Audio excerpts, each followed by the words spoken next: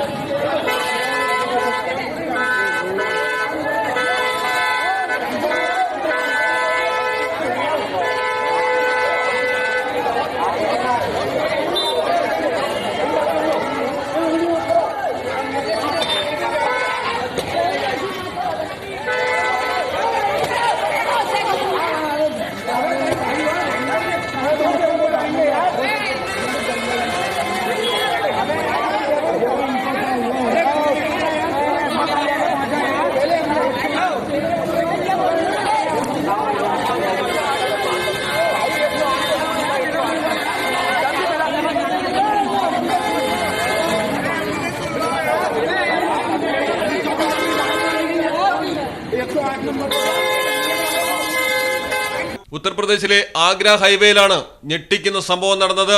സാക്കിർ എന്ന യുവാവും സുഹൃത്തും ബൈക്കിൽ സഞ്ചരിക്കവേ ട്രക്കിനെ മറികടക്കാൻ ശ്രമിക്കുന്നതിനിടെയാണ് അപകടമുണ്ടായത്.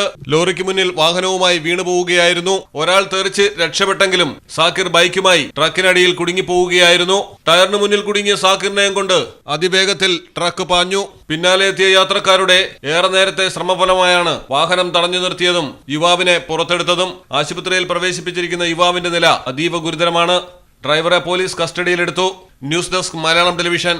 ആഗ്രഹങ്ങൾ പോലെ സഫ ജ്വല്ലറിയിൽ കളക്ഷനുകൾക്കും പരിധിയില്ല.